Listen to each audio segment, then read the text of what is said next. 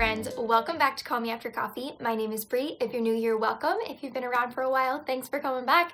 Today I wanted to do my historical fictionathon TBR. I don't remember if I have all the prompts in order, but I will put them all down below and also update the description box in my last video because I forgot to put the prompts down there. I have just been super busy the last couple weeks and historical fictionathon is sneaking up on me, so I am very quickly going to do my TBR right now. The first book that I have on the pile is The War That Saved My Life by Kimberly Brubaker. Oh, so close. Kimberly Brubaker Bradley. I cannot say that fast. I need like a blooper reel of every time I try to say her name because every single time I trip. Every time, without fail, even when I'm careful. So, this is actually one that I can use for 4 prompts. The first prompt that I'm obviously going to use this for is middle grade. It is the main reason why I picked it up. It's why I'm so excited about the middle grade prompt because I actually have to read it this time. But this one also fits with my grandparents, the decade that they were born, because it starts in the 30s, and it also covers my favorite color, which is green, because there is green on the cover, and it also covers a book that you've had for a long time or that you've been meaning to read for a while that you keep for some reason not picking up. So this one actually covers 4 of the prompts, so that makes it super easy, and I love stacking prompts. That's kind of why we tailored them the way that we did. But a couple other middle grades that I was thinking of are Sweep, that's really great, and if your favorite color is purple, that's a good one.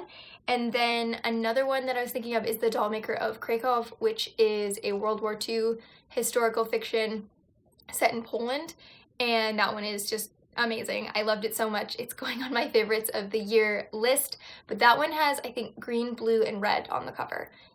If those are any of your favorite colors, but these are a few middle grade suggestions. And then next on the pile, I have The Last Train to Key West. This one is definitely one that has been on my TBR for a while. It's actually been on multiple TBRs and I haven't gotten to it yet. But this one also has a smidgen of green on the cover, which is my favorite color, which is another prompt. And then it also covers my grandparents' birth decade because it starts in the 30s.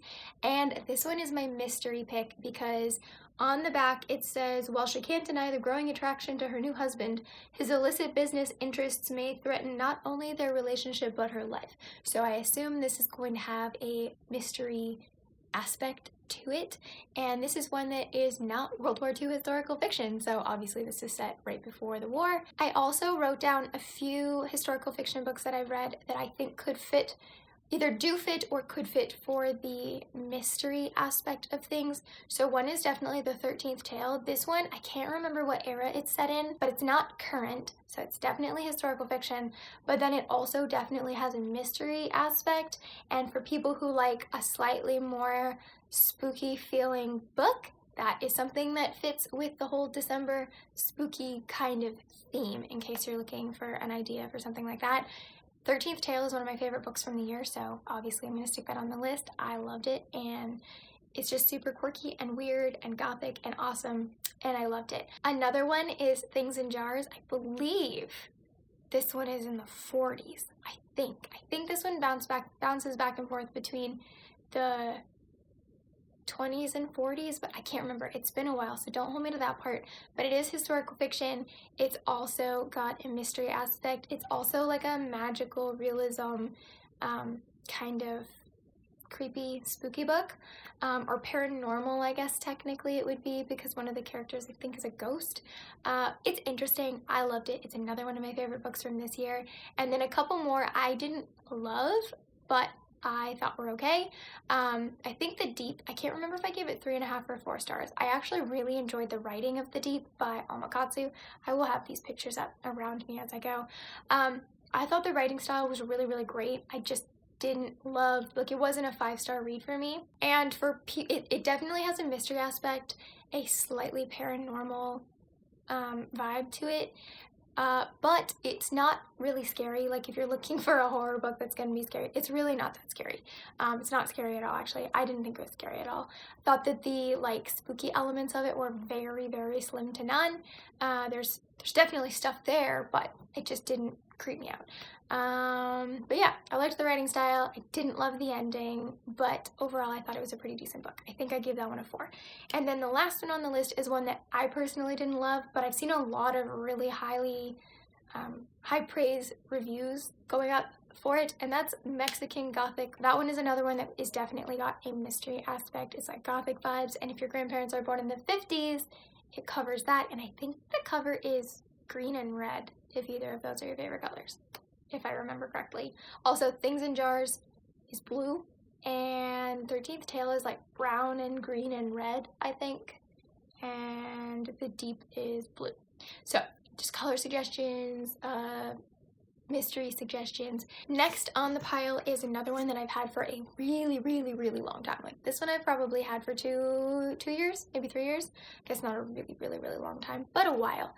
So this one is definitely one that I've been meaning to get to for a while that I just haven't gotten to yet.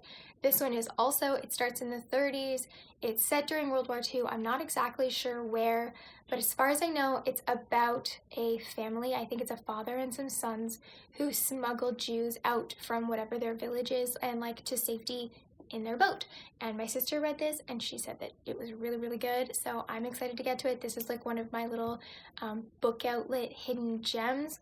I'm also counting this one as like green on the cover, like my favorite color. In case you guys don't know, green is my favorite color. This one is one I'm counting for that as well. And I think that's everything for this one.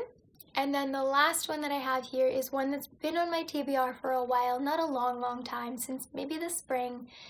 It just came out, actually I can't remember, this is a finished copy, I can't remember when it came out, but it came out sometime this summer. I haven't read it yet. My library has an audiobook version, so I think I'm going to listen while I read this one.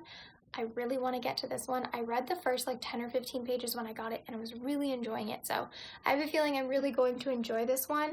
So this one is one I've had for a while. My grandparents' birth decade. It starts in the 30s, and technically his shirt is like an olive green, army green color, but that's a little bit of a stretch, which is perfectly okay. I just really want to read some historical fiction.